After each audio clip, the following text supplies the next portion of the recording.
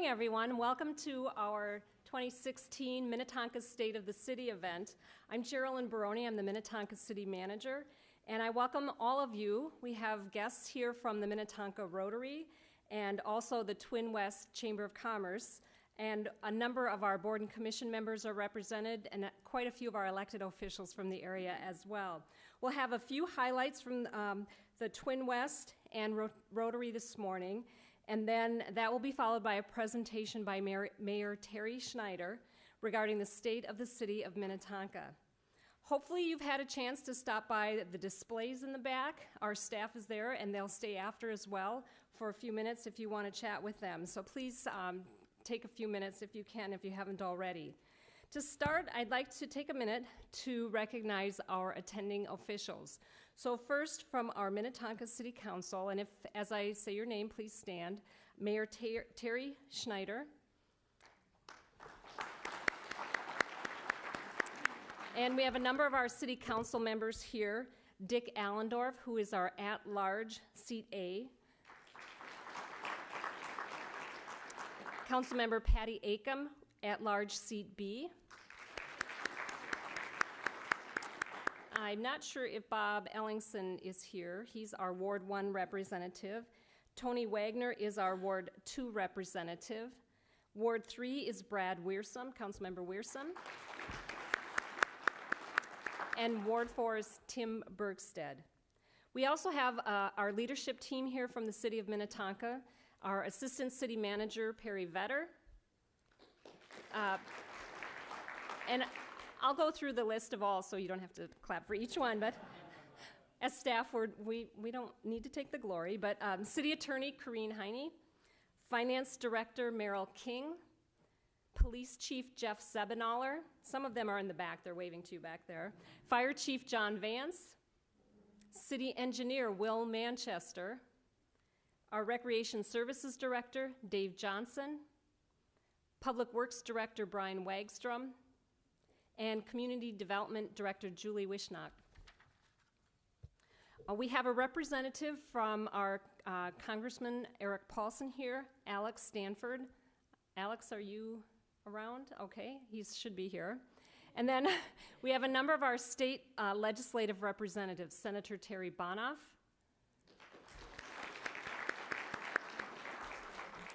Representative John Applebaum, Representative Yvonne Seltzer, Representative Paul Rosenthal, and a few of these are not here, but I'll list them anyway, Senator David Hann, and Senator Melissa Franzen. So thank you for coming. Also, Hennepin County Commissioner, who also is a former Minnetonka Mayor, Jan Callison. We're happy to have her here. And I know we have a number of elected officials from our school boards. Minnetonka is represented. We actually have 3 school districts in the community. So if you are on the Hopkins School Board, Minnetonka School Board, or Wayzata School Board, please stand. I know we have at least a few from Hopkins.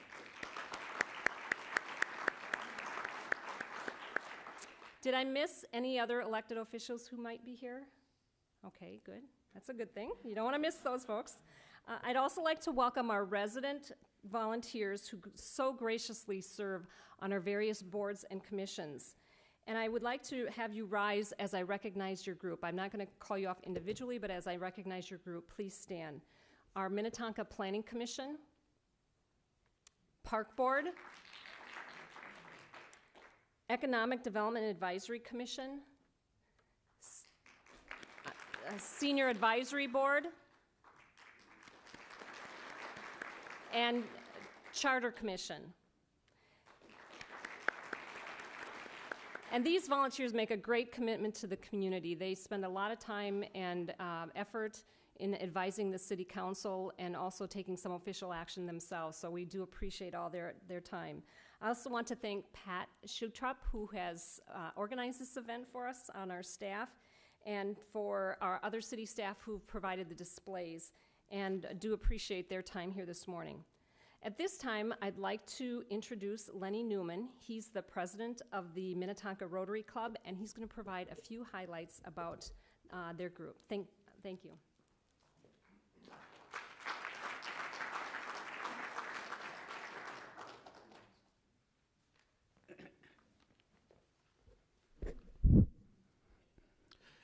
Good morning, Minnetonka. My name is Lenny Newman, and I'm currently the president of the Minnetonka Rotary Club, the club for building responsible youth, and the club that's more fun than you want it to be. On behalf of the Minnetonka Rotary Club, I thank Mayor Schneider, City Council, and staff for inviting our Minnetonka Rotary Club to the State of the City presentation this morning. Just a little bit of history. Rotary International was founded in 1905 in Chicago by Paul Harris, along with 3 other business associates, as Paul was seeking to create a professional group with the same friendly spirit he felt in the small towns of his youth. Within 5 years, Rotary clubs formed across the country, including from New York to San Francisco, including the 9th and 10th clubs started in Minneapolis and St. Paul. By 1925, there were more than 108,000 members, comprising 2,000 clubs on 6 continents. Today, Rotary has over 1.2 million members, comprising 35,000 clubs on 6 continents. As an international organization, we support a number of partners, including UNICEF, the World Health Organization, Mercy Ships, and the Global Food Bank Network. Our clubs collaborate to provide clean water, sanitation, food, and educational programs to a number of third world countries. But Rotary International took on its most ambitious project in 1979, the fight to eradicate polio worldwide.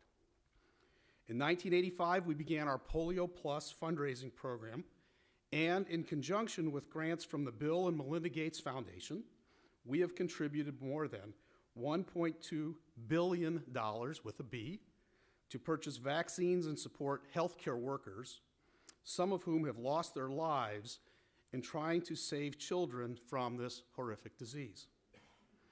We have achieved a 99% reduction in worldwide cases of polio, and there are currently only 2 countries, Afghanistan and Pakistan, where the disease is still present.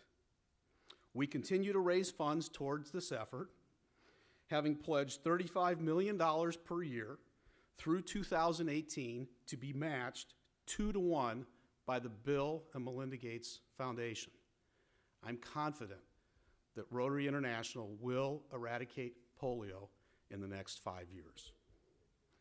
The Minnetonka Rotary Club just celebrated our 25th anniversary and currently counts as members more than 50 business and community leaders from Minnetonka and the surrounding area, including Mayor Terry Schneider, State Senator Terry Bonoff, and Councilmember Patty Acom, to name a few.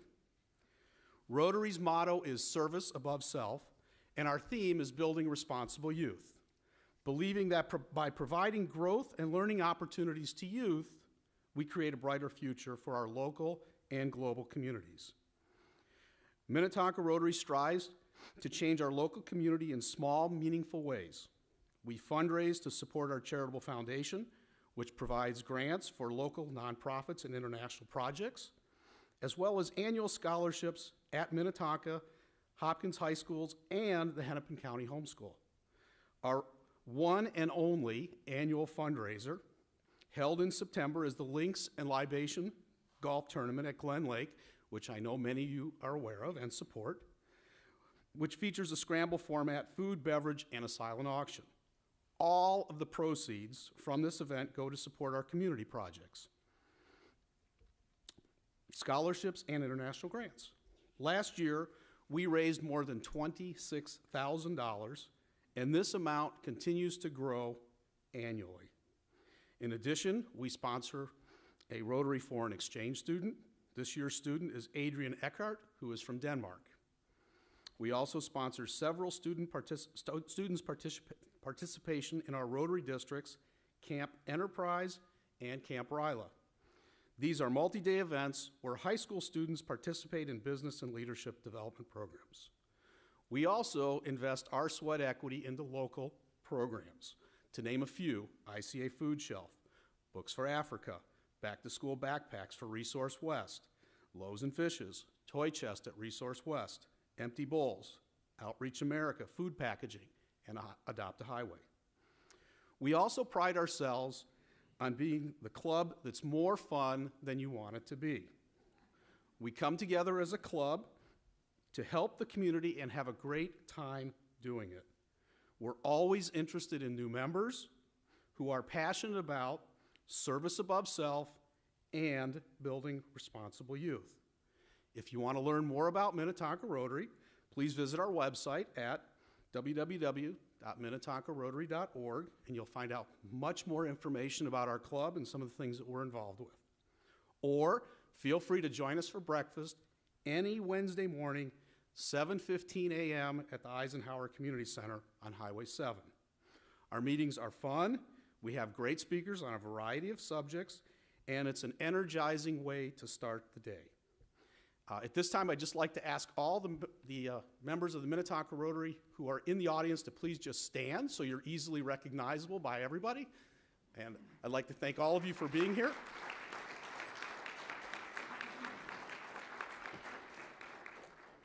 Again, a heartfelt thank you to the City of Minnetonka for allowing me to spend just a few minutes with you today, and I hope to see many of you on a future Wednesday morning at Minnetonka Rotary.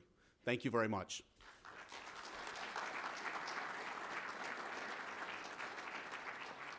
Thank you, Lenny. Next, I'd like to introduce Brad Meyer, who's president of the Twin West Chamber of Commerce, and also Matt Shadow, who's the Twin West Board Chair, and they will provide you some chamber highlights.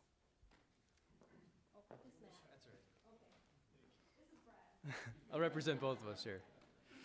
Good morning. My name is Matt Shadow. I'm with Ameristar Insurance, and I'm the 2015-2016 Chair of the Board of the Twin West Chamber of Commerce. I'm here today with Brad Meyer, who we just introduced, as he's the President and CEO of the Twin West Chamber of Commerce. Twin West is a regional chamber of commerce with more than 600 member businesses representing over 55,000 employees in the Western Twin Cities region, including Minnetonka. Our members represent a variety of businesses and industries, from internationally renowned corporations to home-based businesses. The Chamber fosters personal and professional growth and business and economic development, and we enrich our communities through philanthropic activities in partnerships with schools and local governments. You can learn more about our partnerships and programs on our website at twinwest.com.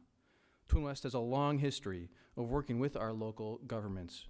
We recognize the importance of strong cities in creating a healthy business climate, and we appreciate the active involvement and support of our elected officials as well as city staff.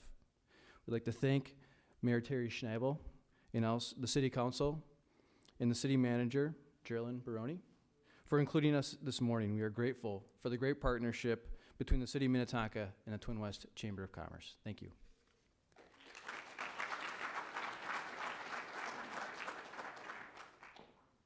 Thank you, Matt. Next, I'd like to introduce our mayor, Terry Schneider, who will present the 2016 State of the City.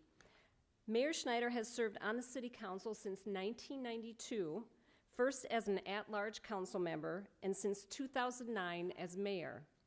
He'd previously served on the Minnetonka Planning Commission and Park Board. He represents Minnetonka on a wide range of regional boards and committees, and in recent years has been very active in discussions regarding the Southwest Light Rail Transit Line. Please join me in a warm welcome for Mayor Terry Schneider.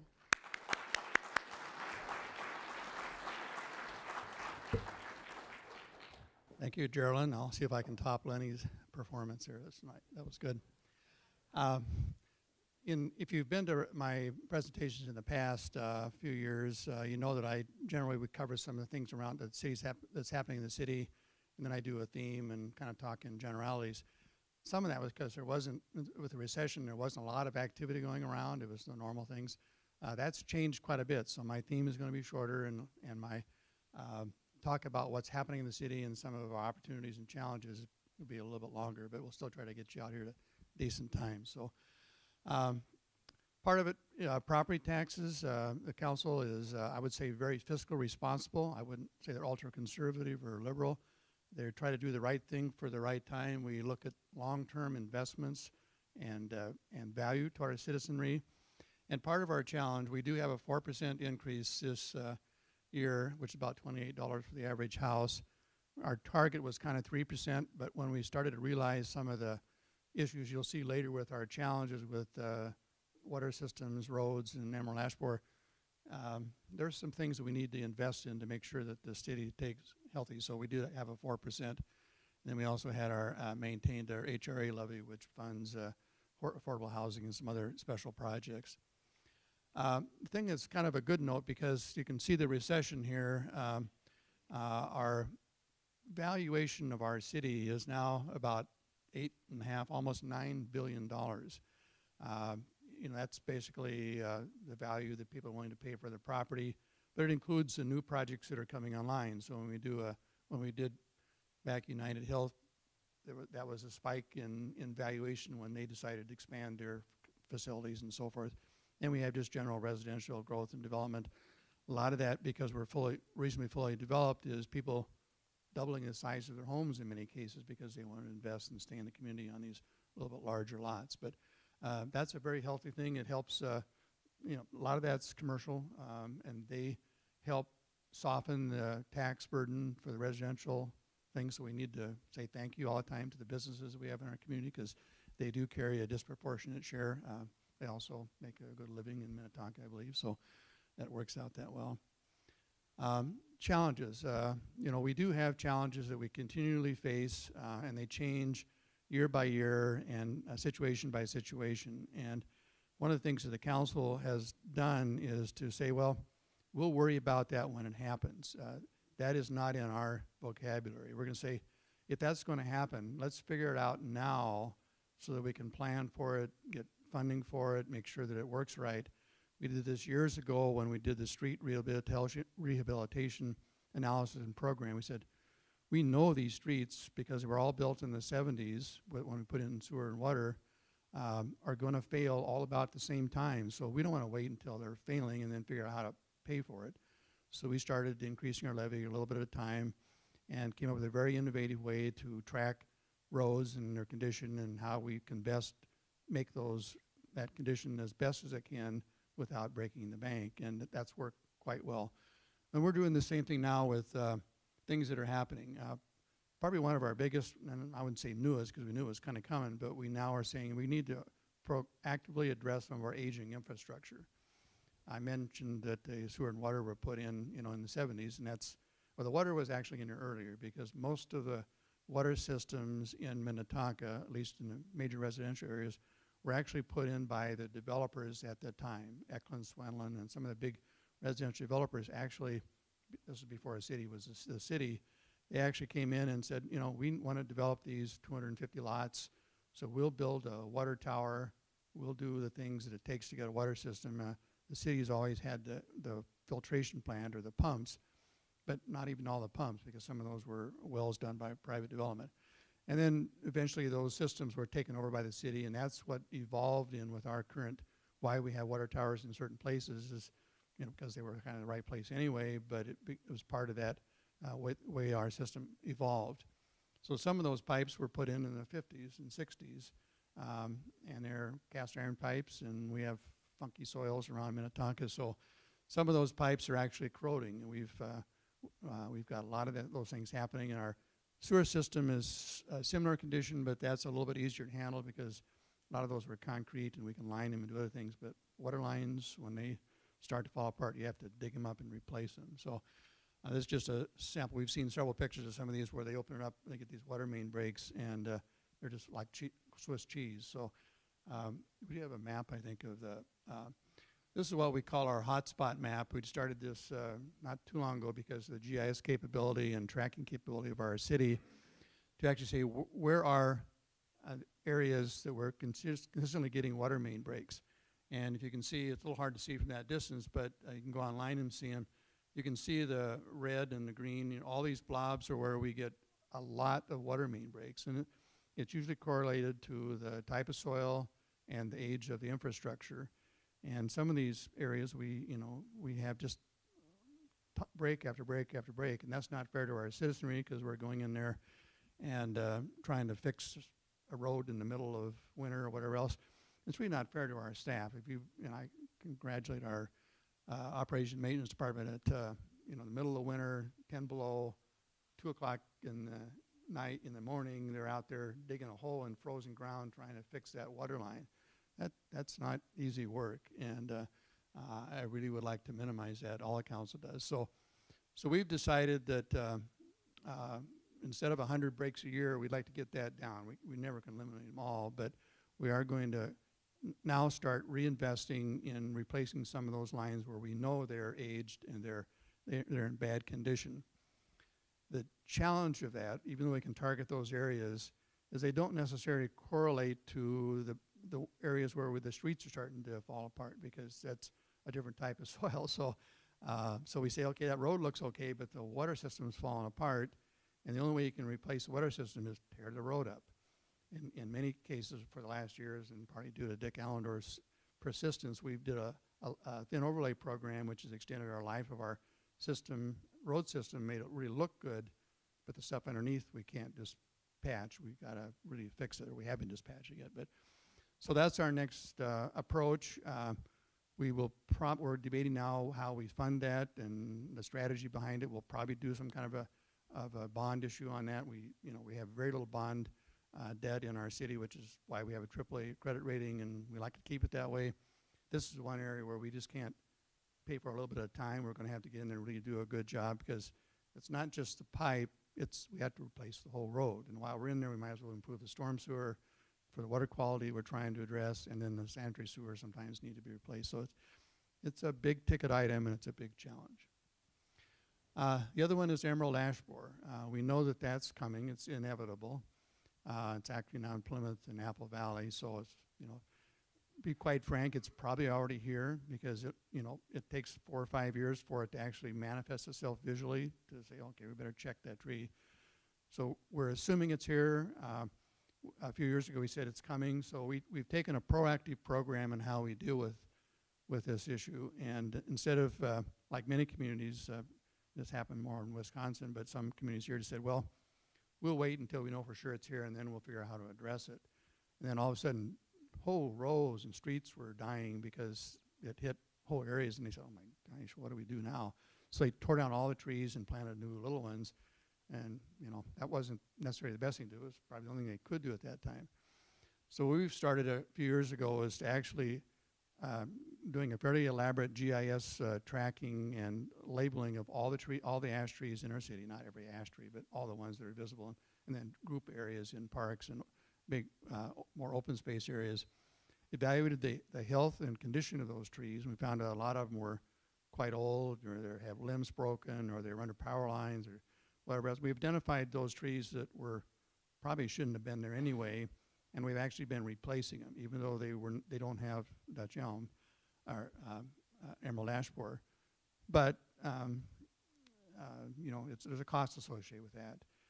We've also identified those specimen trees around the city where it does pay to actually do treatment and injection. You can actually keep them alive, but you got to keep doing it all the time, and there's a cost associated, and a labor and materials and so forth to do that. So we have a plan in place. Once we actually see it physically manifest itself, then we'll ramp it up to the next level, and we'll gradually increase our participation. We're working out a program to work with property owners when they have trees that are on the boulevards or in their areas.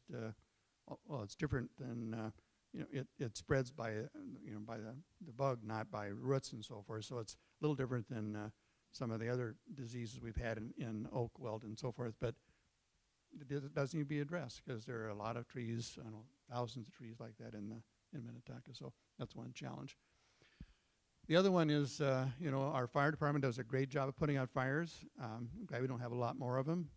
But what's happening is and the police department is spending much more time in emergency calls for our aging citizenry. Our average age is going up and up and up, and obviously the older you get, the more susceptible you are to heart attacks and falls and all the other kind of things that go along with that area. So these are the sort of the hot spots. We've done kind of the same thing, where are the hot spots? How do we make sure our personnel is able to get there in the right time?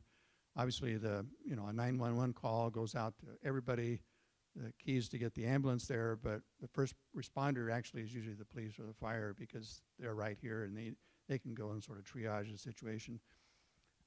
Quite a number of those are false calls. Matter of fact, I had one a few years ago where I started choking on something, and my wife thought, is he having a heart attack? And so I was impressed by how quick our people came. They said, I'm okay, but I was sweating, and so it was, it could have been, and so I'm glad that we can actually do that. But there's a cost and a lot of things associated with that. One of the things that we've done is to switch to what's called a duty crew model in our fire stations, where before we had 5 or 6 full-time people, and then we would put out a page for people to come in and actually do the responding, and that took a little bit extra time. So now we have a duty model which actually has our paid-on-call volunteers. I shouldn't say volunteers, they get paid. But the paid-on-call people, and they actually then can choose the time they want to volunteer and get for their particular call. They go to the station and they're there, so when that 911 calls in, they're immediately out, and it's really reduced our response time significantly. They appreciate it because they don't have to worry about being called in the middle of the night, because they've done their part of it. So then they rotate through that, and it's really worked well for both the recruitment, for the employees, and for the response time. So that's one issue we're dealing with. Another one that the council is deliberating with to try to figure out how we've done a great job of doing trails over the years. Minnetonka was known for great trails, so we invested in it. We continue to expand our system. That comes associated with cost, because now you have to maintain those things. You got to repair them when they start to fall apart. In many cases, you have to plow them and or groom them for cross country and other aspects. We have very few sidewalks by choice. We wanted to be a non-sidewalk community. Well, that's okay unless you want to actually get somewhere or wait for a bus. And so we focus on saying, yeah, we do need more connectivity in our neighborhood commercial areas, or what we call our village centers. So you can get to them without having to drive a car. And so we've switched from, we still will do trails, but we're switched to saying let's focus more on some of these areas where we want to get people to actually do more walking to the stores and to the retail establishments and restaurants and so forth.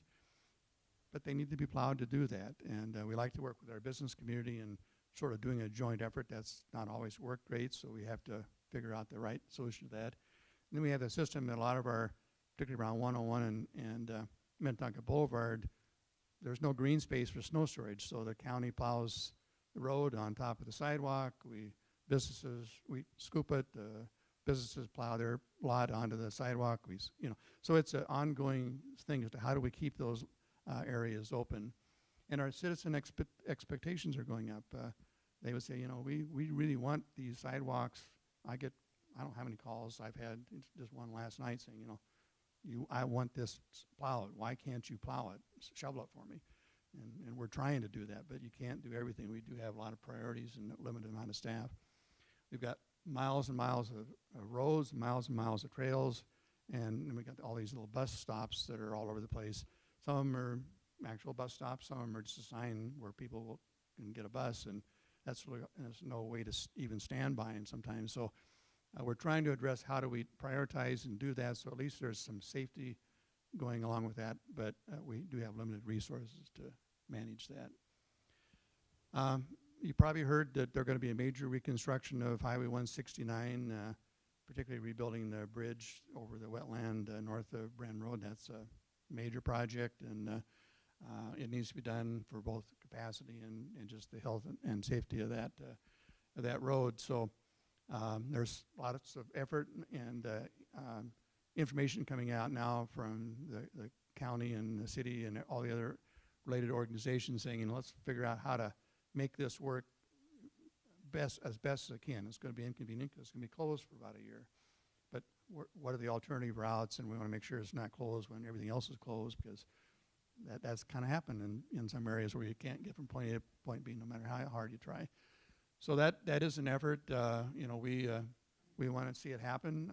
I can remember, if you've been around a long time, you can remember when 169 had a big gap through Hopkins. You had to go through the city of Hopkins to even go on 169. Well, those days are gone, but now we're going to revisit them slightly with this this trial thing. So, but anyway, it'll begin in fall 16. So, opportunities. You know, as I mentioned, with the recession gone and things bubbling now, we've had a lot of things happen, and so I kind of want to go through some of the things that that we're working on and trying to be creative, innovative, and supportive. One is the solar garden concept with a federal program for a tax rebate for encouraging solar participation. Excel Energy is cooperating with them, sort of. They were envisioning mom and pop doing little solar gardens here and there, and they didn't understand that this would be, because of the fairly significant tax break, this would be a major corporate enterprise to say, let's do more solar, because it does pay with the crash credit, and then long term there's a huge savings. So, so the city's been aggressively, along with the Minnetonka School District, they were actually a little bit ahead of us, so we learned some from them. But we've been aggressively working with some of the larger companies that do the solar gardens, the more what I would call a corporate solar garden, and we get the credit for the savings from that, even though it's not in our community. We did do a detailed analysis of, can we just take, like, for example, the Operation Mission Facility, which is a huge flat building, no trees around it to speak of. Can we just put solar garden, our own solar panels on that? The cost and the issues with roof repair, replacement, and maintenance just got to be overwhelming. When we're trying to plow roads, we can't keep track of these things. So this was a win-win situation. We we'll save ultimately millions of dollars for our taxpayers by having lower rates. We will continue to encourage solar investment, which we think is the right thing to do. And you know, Excel did kind of win the battle a little bit in keeping these things to a certain size, but there's some creativity going on as to how you can make those sizes still work from a scale standpoint. So we've got 3 vendors. We think at least 2 of them will actually get hooked up into the grid and make it work, maybe all 3. But either way, we'll save significant, and it's the right direction to go. Construction. If you've seen tower cranes around all over the place, not so much in Minnetonka, but they're here, and there's a lot of things going on because of the economy, the market's great. There's a pent-up demand because of the recession. So we've had a record 320 million of building permits this last year. That's pretty significant now, and it does include some things like the Ridgedale, Nordstrom's going in, and all the work that's being done there. But there's a lot of single-family homes being redeveloped, and there's a lot of smaller businesses that are expanding and going in our community. So that is a great plus. It's putting a stress on our building inspection and community development department because we kind of scaled back in the recession and then we ramped up. But obviously we're not ramping up fast enough because we're having a hard time meeting all the demand. But it's a good sign. It's a great opportunity. As I mentioned, the Ridgedale area, the council years ago focused on that, saying, we don't want to be like some of these malls in Brookdale or whatever that just never quite made it. They just weren't quite relevant with all the new internet shopping and so forth. There's going to be a lot of stress and strain on retail activities. But we also recognize that people were looking for a vibrant place to go to, kind of like your own downtown, but you can never replace like a Hopkins downtown. But we had to have a place. We felt we needed a place where people felt comfortable walking, going for restaurants, activities, events, and to shop. And the Ridgedale area was really we got our little village centers, but that can't handle the traffic that we want to generate by this. So the Ridgedale area could, and we came up with a vision and a plan to enhance that area with investment in roads and landscaping and some different things that we felt we could encourage redevelopment. We've been working for a long time with Nordstrom. They sort of went away. They indicated interest again, and part of the getting them back in here was doing that new on-ramp to 394, which was very creative for our staff to work with the state and so forth to make that happen. But those things all came together. Nordstrom said finally, yes, we want another full store here, and they're now open and doing well.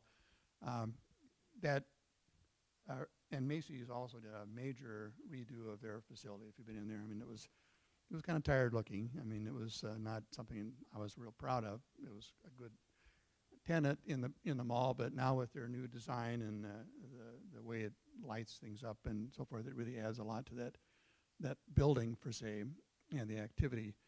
But now we're saying, wow, everybody's saying, you know, the new Macy's, the new Nordstrom's, and maybe something will happen with Sears. So we're going to start investing. So we've got a ton of people going into the mall. I had Julie put together a list, but I think with the time frame, I'm going to just not go through all that. But we got a bunch of new restaurants, a bunch of new stores, and a lot of their activity that related to the idea that Nordstrom does draw a little bit more demographic. It keeps you on the map when people are, you know, particularly higher end shoppers saying, you know, I just soon go here instead of the Mall of America. It's not quite so heavy traffic. Whatever their rationale is, it does increase that probability. And I think there will be also some synergy between this kind of activity and what YZ is doing with their lake effect and all the things that are going down in downtown YZ. This becomes an area where people say, we don't mind going out to the western suburbs because there's a lot of things going on and nice restaurants and shopping.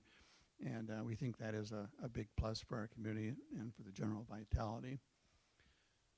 We've also had a lot of housing happen, both senior housing and market rate rental, and now some condominiums starting to happen again. So this happens to be the Highland Bank project that's going right in the corner of Cartway Lane and Plymouth Road. You can see a hole in the ground right now, but 6-story building, quite controversial because it's the first bigger building in that area.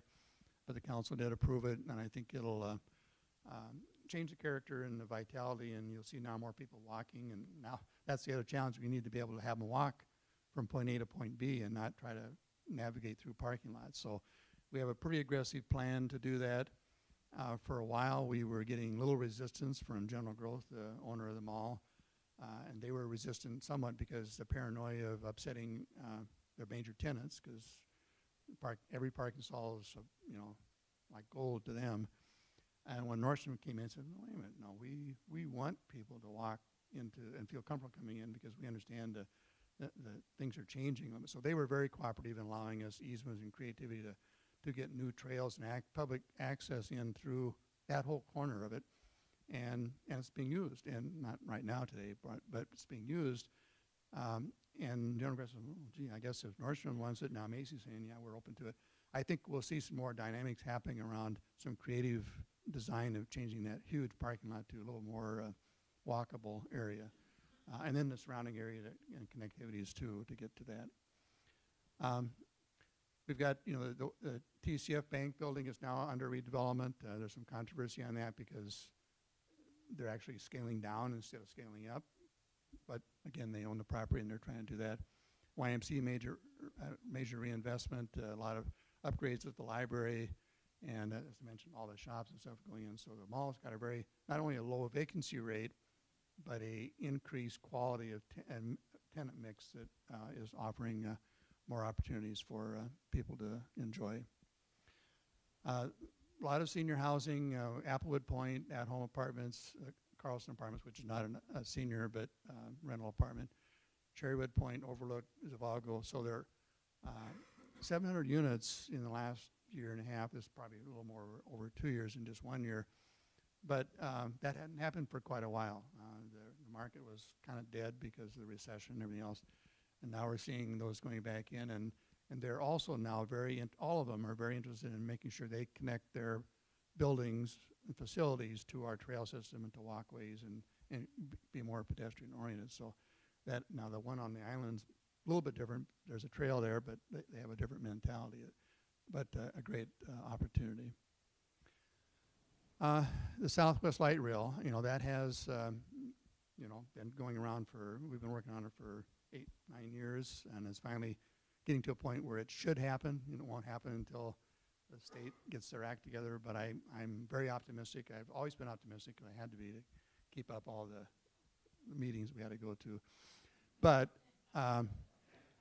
I do see the dynamics are set right now. It's such a small piece that we need to get from the state of the bigger picture.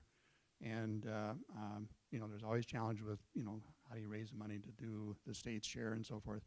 But I do think there's enough dynamics going on because of the sort of the dismal session we had last time with nobody getting anything because everybody was holding out for something. And now there's, I think, a shift to saying we need to figure out a compromise to make sure we can do some more investment in particularly transportation.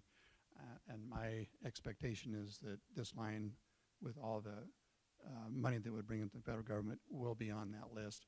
And that's somewhat bolstered by the fact that the federal government, which has not been getting their act together either for a while, actually did get their act together for adopting a new long-term surface transportation plan with a lot of money in it and a 6-year dedicated plan, which they've been doing these little short continuations, which are hard to plan around. So I think people are seeing the signs. Yes, investment in transportation is huge. It's recognized now at the federal level. We need to do the same at the local level, and I'm pretty obvious that'll happen. I've got a little, how many here have seen, I'll just show up hands, how many have seen the flyover of the south, excuse me, south light rail? Get a drink, quick. Okay, not that many, excuse me. Actually, it's good timing. I'll take a break. I've got we've got the video of this flyover, and I think we'll go ahead with the full version. Southwest Light Rail Transit, a proposed extension of the Metro Green Line, will serve Minneapolis, St. Louis Park, Hopkins, Minnetonka, and Eden Prairie. It will be part of an integrated system of transitways, including connections to the Metro Blue Line, the North Star Commuter Rail Line, local bus services, and proposed future transitways. The 15 new stations along the 14.5-mile line will provide access to nearly 200,000 existing jobs and other services and destinations, and attract new residential and commercial development. The line's western end is Southwest Station in Eden Prairie, a major park and ride connection for express bus service. The existing park and ride will be expanded, and the passenger drop-off area will be reconfigured. Leaving the station, the line will travel east on a bridge parallel to and then over Prairie Center Drive, passing the site of a planned future station near the Eden Prairie Center shopping mall. Underground infrastructure for this deferred station will be constructed along with the rest of the Southwest LRT project, with the station platform and facilities added at a later date. The line will continue along Eden Road and Flying Cloud Drive, cross Technology Drive at grade, and pass over I-494 on a new bridge.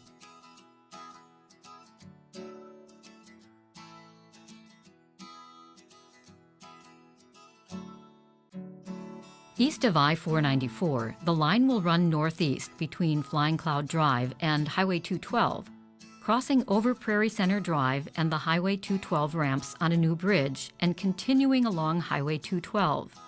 A new bridge will carry the light rail line over 9 Mile Creek and Flying Cloud Drive as it approaches the Golden Triangle area.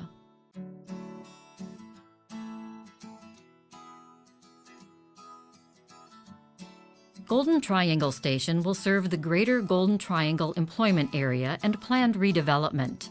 A park and ride facility, passenger drop-off, and bus connection area are included. The line will continue north on a new bridge, crossing over the Shady Oak Road, Highway 212 interchange. It will parallel the west side of Highway 212 on its way to City West Station.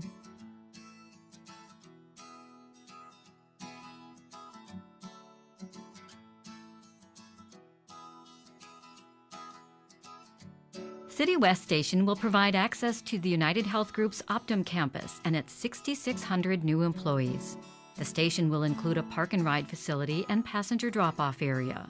From here, the line will pass under Highway 62 in a new tunnel and enter Minnetonka. It will proceed north along Yellow Circle Drive and Bren Road east to Opus Station. Opus Station will include a park and ride facility, passenger drop-off area, and bus connections, and will support large office developments and housing. North of Opus Station, the line will cross Bren Road West at grade and turn northwest.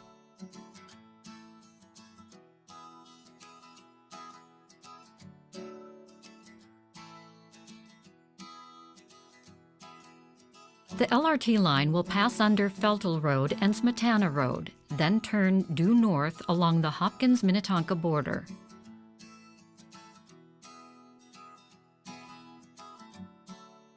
The line will travel on a new bridge over wetlands and the Canadian Pacific freight tracks and past the new LRT operations and maintenance facility. Entering Hopkins, the line will cross Catel Drive at grade and arrive at Shady Oak Station. Shady Oak Station will include a large park and ride facility, a passenger drop-off area, and access to the Minnesota River Bluffs LRT Regional Trail and Cedar Lake LRT Regional Trail. From the station, the line will turn northeast and cross 11th Avenue at grade to reach downtown Hopkins Station.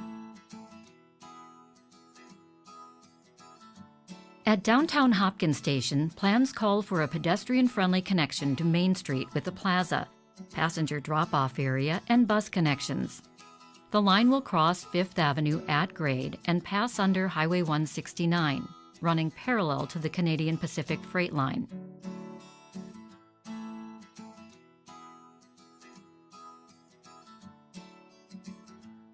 The LRT line will cross Excelsior Boulevard on a new bridge, while the freight line will remain at grade. East of Excelsior Boulevard, the freight tracks will move to the north, so that the LRT line can run south of the trail and freight tracks. Blake Station will include a park and ride facility, passenger drop-off area, and new access road with bus connection. The line will cross Blake Road at grade and travel northeast along an existing embankment. It will cross Minnehaha Creek on a new bridge.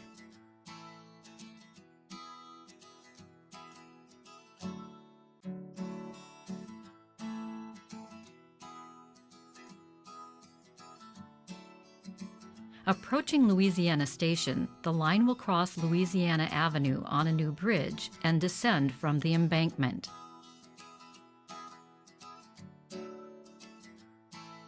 Louisiana Station will include a park and ride facility, passenger drop-off, and bus connections. A new southbound freight rail connection will maintain the link between the two freight lines. The LRT line will continue northeast and travel at grade across Wooddale Avenue to Wooddale Station. Wooddale Station will include a passenger drop-off and bus connections. Recent transit-oriented residential development has already transformed this area. From the station, the line will cross over Highway 100 and travel at grade across Beltline Boulevard to Beltline Station.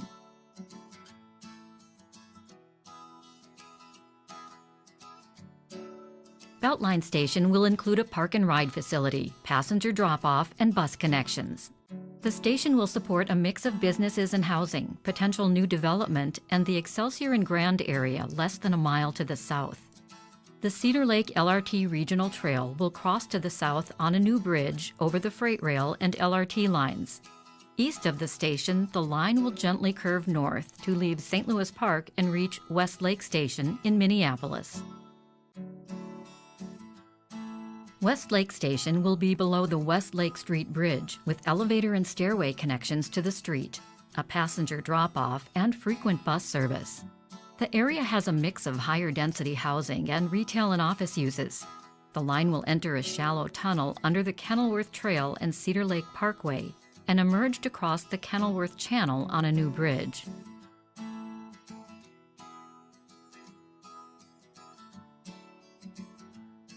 The line will continue at grade and pass under the Burnham Road Bridge to reach 21st Street Station. Just east of Cedar Lake, 21st Street Station will be a gateway to the regional trail network. Bus connections will be available. The line will cross West 21st Street at grade and parallel the existing freight rail line and the Kenilworth Trail. Penn Station will be alongside the Cedar Lake Regional Trail, and a new pedestrian bridge will connect the station, a passenger drop-off, and a bus stop at the top of the bluff. Continuing northeast, the line will cross under I-394 to Van White Station.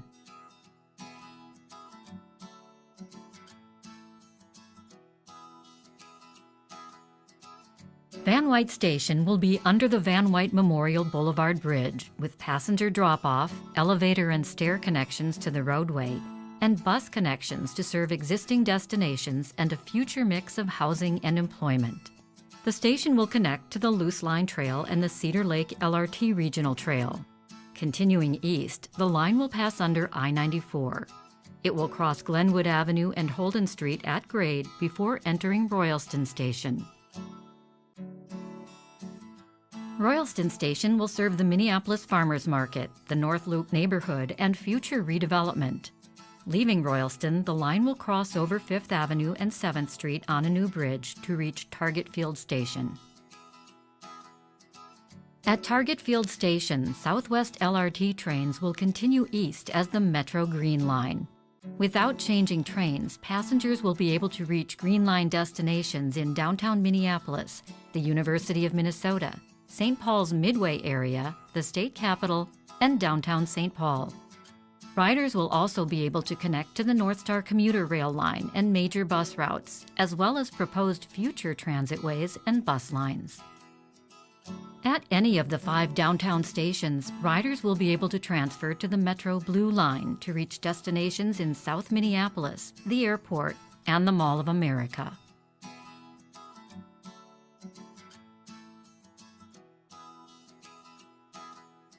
The Southwest LRT project will provide improved access to job centers and slow the growth of traffic congestion.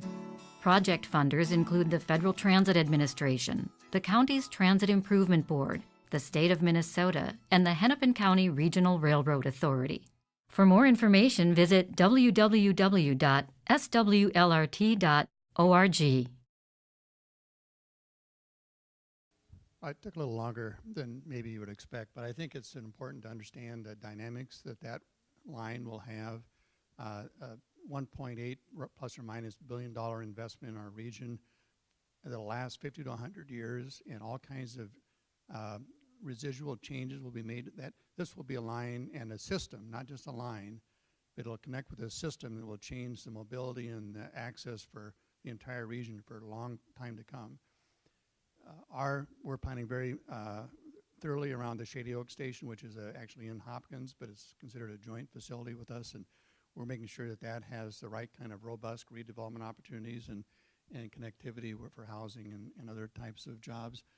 But I think more importantly, once this line gets done, it'll allow us to work with Metro Transit to change the dynamics of bus service and connectivity throughout the region. That's already starting to do with some north-south connections.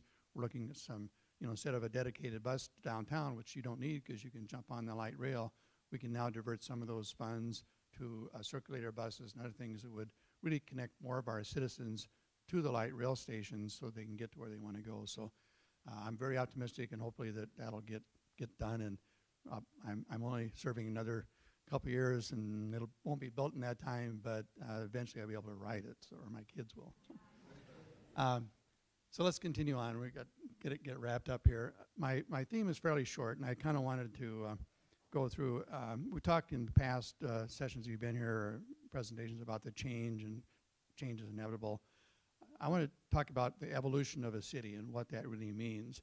And we can maybe start with those the housing slides. This is 1850 and 1930. The light green is the wetlands. The orange were basically housing developments. And these slides don't show commercial development, just housing. So go on to the next one, which is 1930 to 50. You can see, a little more orange going on, but the wetlands and stuff are still there. You go up now to the 50s to 70s, which is where now this is the time when we needed to start to put sewer and water in at the end of this time period. So this is where we started to really have a lot of growth and activity in housing development. And you can see the different shades of green, the dark green. You go to 70 to 85. Again, the green was developed during the earlier period. The dark blue now is the new housing opportunities from 70 to 85. Then the last one was 85 to present. So and I can remember being on the Planning Commission in the mid-'80s saying, well, we're almost fully developed. There's only 5% left. Well, there's a whole lot more than 5%. And we still say we're fully developed with maybe just 5%. And there's other opportunities with redevelopment now more than anything else. But this is where we're at right now. And it has evolved to this state with housing density, and we've been able to protect the wetlands and a lot of the woods and the character of the community. But my point is that that's not what evolution is about. The evolution of the city is much more than just housing growth and business growth and new streets going in. It's how a city evolves from the standpoint of its personality, the citizenry that's in it, and the context that they believe in. And that will continue to change. We've seen now our older, we've aged because of the just typical demographics. Unfortunately, well, fortunately or fortunately, those people will eventually die and we'll get new people in. I mean, and we'll all of a sudden find a young community again. Our schools are going up. And to a certain degree, that's starting to happen because the people in their 70s and 80s are saying, you know, I want to get out of my big house, and younger families are moving in. So we're seeing more kids in our neighborhoods than we have for quite some time. But that's part of the evolution. And those things you have to be cognizant of. You have to understand that the community is really the people and the character and the personality that you have. And I'm very proud of Minnetonka because we've had a very civil, very progressive, open process. Not that we satisfy everybody's needs and concerns, but we do try to do the right thing for the right reason. And part of the evolution of this, you say, well, you can't control these things to happen, and that's to a certain extent true. But there are some fixed things that I think will help guide what happens to the city in the next 50 years. Part of that relates to the fact that we do have a lot of wetlands and natural developments in our community, woodlands and so forth. And years ago, the city fathers decided, and I was part of that earlier in the planning commission, sort of guiding, saying we need to have more flexible subdivision standards and not get into the street grid patterns and cut down hills to make roads level and everything else. We wanted to adapt our city to the topography and to the environment, and protect as much as we could those natural resources. And I think that's been successful. It's created some challenges for snowplowing hundreds of cul-de-sacs and all the other stuff that goes along with that. And sometimes getting from point A to B is not quite so easy. But that was the personality and the character and some things that we sort of ingrained into our philosophy, is that the protecting the environment came above just getting straight streets all over the place. And that will continue because we're not going to re-straighten out all those cul-de-sacs and streets. So that's a given. The other one is connectivity. One of the things that we've been blessed with is we're very close to, we've got 494, 394. We've got major roadways going through us, so it's very easy to get to any place in the region unless it's a snowstorm. And that will not change. We'll have that. Now we'll hopefully have light rail, which would provide us another connectivity alternative. So that tends to improve that. But I think the bigger challenge and asset is the citizenry. We've really have a very engaged citizenry, a lot of diversity, not diversity so much ethnically as a lot of other communities, but in income and in philosophy, and it's kind of half conservative but not real crazy conservative, half liberal but not crazy liberal, although there's always a few on the edges. So we do make decisions from a pragmatic standpoint for what is good for our community, what's good for the region, and we always have been a regional player. So I would say that people don't, and the council has, we have kind of a policy, and it's written in our charter, but we practice the idea of nonpartisan activity. You're here to make decisions based on the benefits of the community and the citizenry at large. I don't care whether they're Democrat, Republican, or Independent, whatever else. We just stick to the right thing and for the right reason. We've past councils, as they've run, have aggressively avoided getting into that partisan element to try to get somebody elected because they happen to be affiliated with a certain party. Hopefully that'll continue. That's not as given as some of the other things we've talked about, but it does help shape the character and the feel of the neighborhood.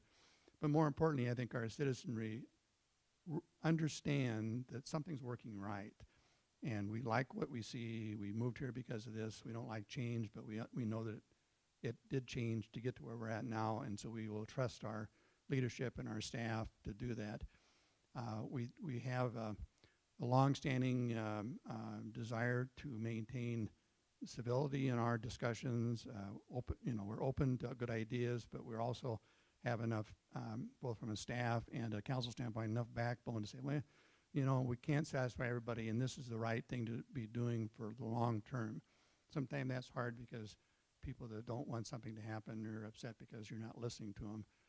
You're listening, you just don't agree, and they can't quite always determine that. But I think those elements and characters will allow the community to continue to evolve and maintain the personality and the character and the culture that we've, I think, pretty ingrained into our city right now, and we think we got a good legacy to leave to our future council. So that's all I have. Questions, or we're right at 9, so you can be quiet and we can leave, or if you've got a question, I'm open to either one.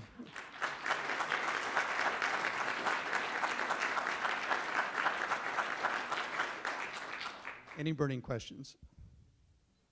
All right, thank you for coming. Appreciate it.